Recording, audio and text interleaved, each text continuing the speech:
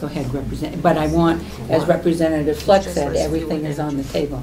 Go ahead. Yeah, I would still like to put the responsibility on the commissioners to look at the CPI and with a rationale as to which is being used, which incorporates all the costs that we normally encounter in doing business in the county or as a county complex. And I think that's something they can do rather than have us sit around here and say, okay, this is what it's going to be. Okay, does the rest of the delegation feel the same?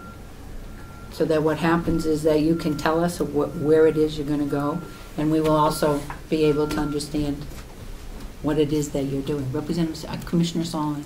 I just want to point out, I don't think that medical care or medical costs, health insurance costs, have gone down. I think they are going up. Yeah.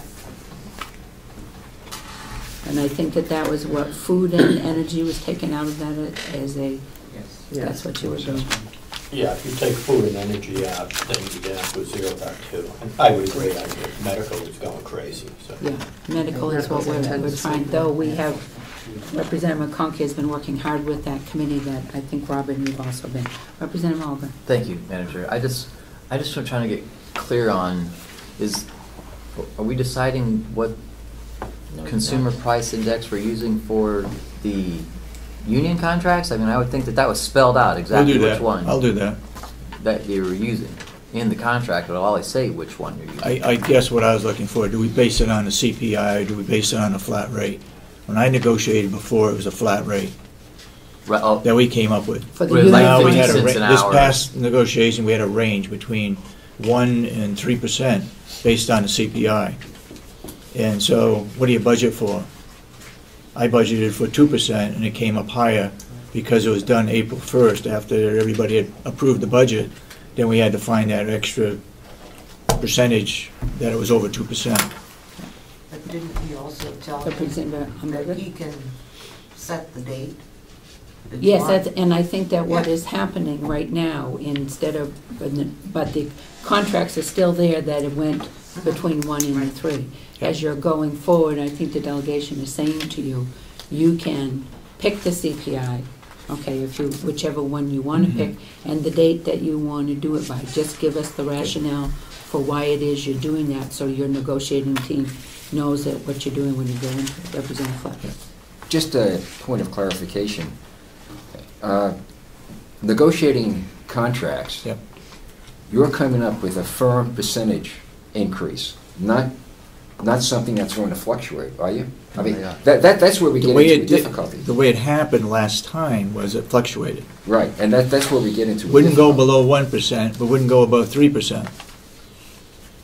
Instead, when I negotiated before, it was 2%. That's it. Yeah. Yeah, I mean, this is a personal preference. I would like to come in with a percentage, and that's where it stays, so that we can project that for the entire fiscal year, and not have it going up and down. Well, it's not going up and down by month. As of 1st of April, we take that CPI, and that's what it's going to be. Yeah. I would still rather go in with a personal preference, go in with a percentage, and say this is it. And then with looking back to the CPI, everything else we put in the pot should, with ups and downs, come out to no more than that CPI is. I would hope. Okay. Everybody agreed that they know what the commissioners are going to be determining which CPI to use with the rationale and the month, and they will come and they will tell us that. Are we comfortable with that? I'm not. Yes. You're not? Is there anyone else that's not comfortable with that? So there's 1 out of 10, 1 out of 11. I guess get into a little deeper. Like we said, we're looking at a CPI 3.8%. Now, if that's going to be applied across the board, I have an issue with it. Right. If you're going to apply it for fuel and medical and whatever on separate lines to help you out, that's another story. But a 3.8, almost 4% CPI across the entire budget, I think is crazy. So let's be clear about that. Well, I want to be perfectly clear to the commissioners and to the rest of the delegation of what it is. If you say a CPI and it's 3.8, or, you know, and I see 3, and I don't know how CPIs work. It's a math thing. That's why I asked you to determine it. So the commissioners have got the clue that we want the CPI, and yet to give us the rationale, and keep it as low, and however you figure out line by line. I'm not a financial person, so I don't know how that goes. I think that's a good guide for the commissioners. It breaks it down into great detail. It realistically looks at what's been going on in terms of energy, in terms of the other high drivers, which might be medical. It's a good guide to use. I don't believe there's any chance whatsoever that this delegation is going to approve a 4% across-the-board increase in the budget. I don't believe that's even in reality. So that's all I'm trying to do in terms of giving some advice to the commissioners. Take that detailed breakdown on those items where it's appropriate to raise it 4%. I think that's appropriate. On the other side of it, I think you're going to find that it's not appropriate. So use your judgment, but across-the-board increase, not going to happen. Okay. That's what I was concerned with, it, that all of a sudden we came up with the 3.8, and that's not what we've been talking about. Representative Babson. I'd like to make a motion, Madam Chairman, that we direct the commissioners to try to hold the line, and only a guideline at 1% increase. Total budget? Total budget. What line? Total budget. How much? 1%. Total budget. The total expenditures? Huh? The total amount of expenditures? Total budget, the bottom line, 1%. So when you say the bottom line, you mean the amount to be raised by taxes? That's different. That's a different thing. That's a different, the total, the budget, 1%.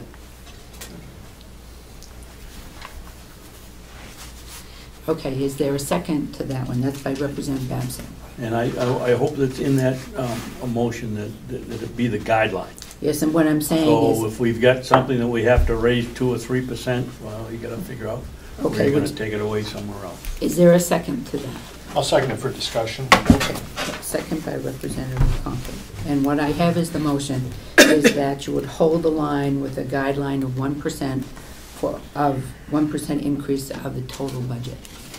Is that what everything that you wanted to say? Knowing, as Representative Algren said, the amount to be raised by taxes is a different ballgame. That's not, you know, that's not part of the 1%. Go ahead, Commissioner. Clarification, does that mean that it can be offset by revenue? The 1%? You're looking at the total budget? What? We have revenue that comes in that offsets a lot of it. No, expenses. What's that? Expenses. Expenses only? Yes. 1%. A guideline of 1% increase in the total expense budget. You want to be sure we have the word expense in there? Yes. I don't expect it to pass, but it's there to discuss. Okay, Representative McCarthy. Thank you, Madam Chair. I'm a little bit confused because last year they said the same thing. We're going to keep it down. We're going to keep it down. Then we found out at the end of the year the only way they were going to keep it down was by infusing $2.5 million of the rainy day fund. So does that include that, or are we saying just 1%, no rainy day fund, nothing else, just an increase of 1%? If that's what you're saying, I'll go along with it. If you're saying, no, we can drop it down by putting $3 million of the rainy day fund in, I'm not going along with that. That's a slippery slope. It's like grants. You know, you get a grant from the federal government to hire 2 police officers in your town. That grant only lasts for maybe 2 years. And then for the next 50 years, it's stuck onto the taxpayers to pay for those 2 extra police officers. So this taking it out of the rainy day fund, to me, is the same as one of these days a rainy day fund is going to go down. So, and then we're gonna be stuck, so I don't go along with that. Okay, Representative Algren. Thank you, Madam Chair. I think, and that's why I was trying to get down to the clarification, and I think Representative Babson is on point, though, so we don't have to worry about the rainy day, the amount to be used from reserve to offset taxes. Okay, and what he's discussing, it would be the grand total of expenditures, which was for this year $25,687,243. Okay, that is the total amount of appropriated expenditures. That's both from the nursing home and from the county activities. That's not offset by any revenues, of which some of those revenues are what we get out of the rainy day fund. Okay, so basically, I believe I'm looking at the right numbers. So that is it would be the grand total appropriated expenditure would not exceed 1%. That would be a lot of money, though. Wait a minute. There is, in the expenditure budget, do we have the amount that we take from surplus to That's a revenue. reduce? Or is that just a revenue? That's to reduce taxes, it's not expenses. Okay, and it is not in our expenditure report? No, it's right here. Right. Okay. Right there. Yeah. Oh, she's not here. It's from the revenue. That's the Okay, revenue. okay. Because I know that there is something in the general, we would do, because then you would take from the surplus what you have determined we could do, so that drops the amount to be raised by taxes, not the bottom line of the budget, right? We take the total bottom line of expenses, we subtract the revenue from that, and then if you want to keep taxes down, then we take some money out of the rainy day fund. The surplus. Which is a revenue. Which is a revenue. Total Yep. appropriations, I think that's what we're talking Okay, about here. okay, and what happens is, But I agree with Representative McCarthy, we get into a problem because if we take, let's say, $2 million out of the revenue, out of the rainy day fund, somewhere or other, you got to make that up next year. I mean, it catches up with you, and so you want to keep that as low as possible.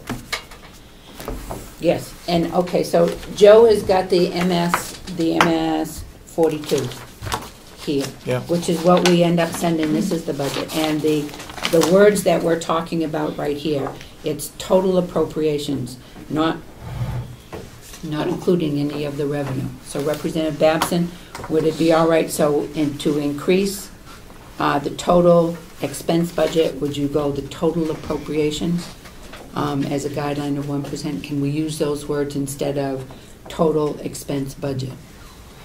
Total appropriations. Total appropriation be fine. Okay, is everybody in agreement with changing that as an amendment? Yes. Representative McConkey, are you Yes, yes. so that we would hold the line with the guideline of 1% increase to the total appropriation. Representative Merrill. I agree with this, but I have a question that I'm just Okay, not go ahead. clear on. This thing, the paper that just came through here said that the cost of heating so far this year, I think, was up 35%. Now I agree it may go down, but let's assume it doesn't. Let's assume it stays at 35%. That's not 35% of our budget. It's the heating cost itself that went up 35%. So my question is, does anybody know what that 35% amounts to as a percentage to our budget? How much is that going to cause us to cut because of that big increase? Does anybody know that? I don't think we know the answer to that. Because that's the only problem that I have with this, because I'm not. What we're going to need to do is when we go through a budget process for heat and probably medical, they will go up a certain amount. Unemployment, that jumped up this year. Yeah. However you do it, what we're going to be able to figure out that overall, if there is an increase in the medical by 17% or whatever the amount is, that we have to be careful with what we're doing for the rest of it, because you can't just say no to medical, right? But based on